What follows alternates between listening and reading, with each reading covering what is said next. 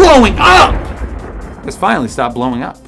The 10-part series came to a bombastic conclusion on August 28th and has been very well received from longtime fans of the show and newcomers alike.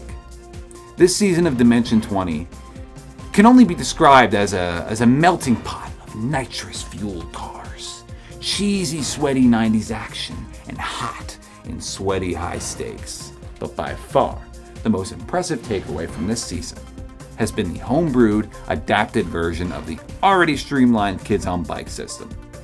Dungeon Masters, stay tuned, because I'm about to give a rundown on the Kids on Bike system as a whole, and how you can make it better with explosive homebrew additions.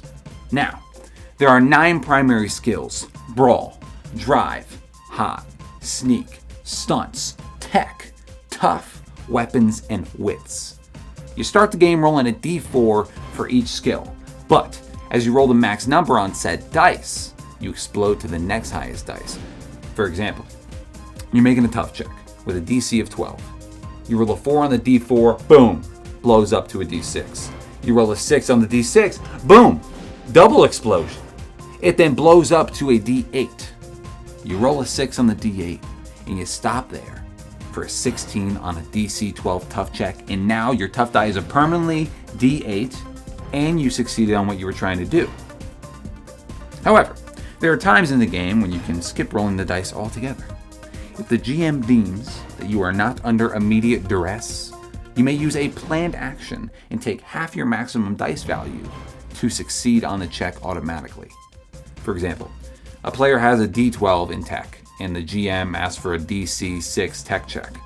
You got plenty of time in game to do the task associated with the check, so you can choose to take half your die value, a 6, to reach the DC without even rolling. I mean, that makes sense, because if you're good at something, your character is really good at something, it shouldn't always be a challenge for them. It shouldn't always be a reach for them. But that seems like enough minutia for one system, right? Wrong! Another explosion. Turbo. Let me be clear on what the vibe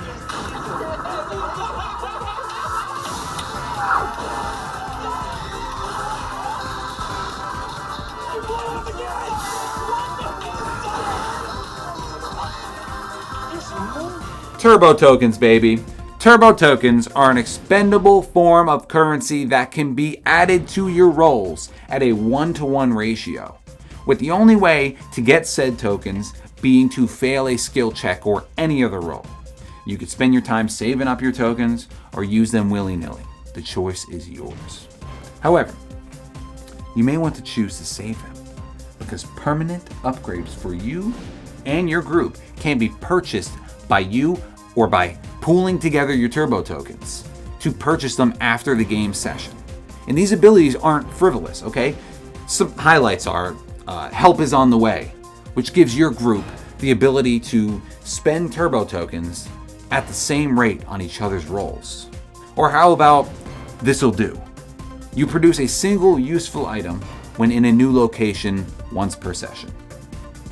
Last but not least, second verse, right? On a natural 20, no turbo tokens can be used, and you may choose to restart that skill track at a D4 and roll with advantage, permanently on that skill. So, should you reach a D20 again, you can restart rolling 3 dice every check, and so on. So, okay, that's a lot of information I'm throwing at you, so let's get away from numbers and tokens for a second, and let's talk about pacing. The season of Dimension 20, in particular, felt much more like a movie than anything else I've seen on Dropout, right? Is that because of the very obvious fact that the whole concept of the story is that the main characters are literally sucked inside of a cheesy action movie like Jumanji? Or is it because of the fact that Brennan literally splits his sessions up into scenes quite like a movie? Well, yes, but the real reason is the way combat works. See, this season, there is no such thing as HP or damage rolls. A fight check occurs when a PC or an NPC attacks a PC or an NPC. It's a simple contested check where the DC is set by the attacker, rolling either a brawl check for hand-to-hand combat or bang, a weapons check if they are using any weapon. The defender must then attempt to beat the attack total DC on a tough. So there is no HP and never stop blowing up at all. If the defender beats the DC, the attacker incurs injury points. If a defender fails to beat the DC, the defender incurs injury points. However, if you fail by less than 5, you only have a superficial injury, like a cut, a boo-boo, whatever. On the flip side, if you fail by more than 5, you have a severe injury. And these injury slots function similar to points of exhaustion in D&D, right? So the first one is superficial. These injuries are superficial only and do not have any mechanical effect on the player.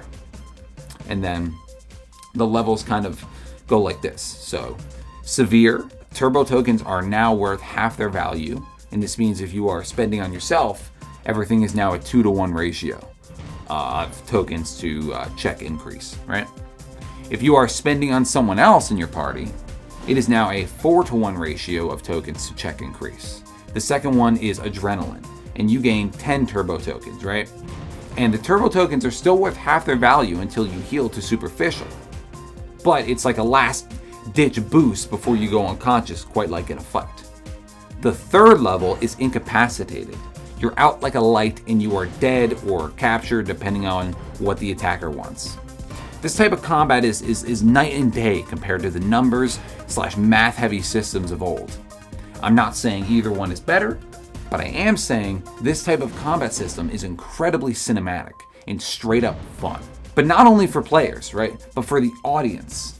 And I have a sneaky suspicion that Dimension 20 has caught on to this, and that this system will be used in multiple seasons to come. And I think if you really want to make your game cinematic, let's say you're running a show on D&D, like a live play show, this might be the system to do that.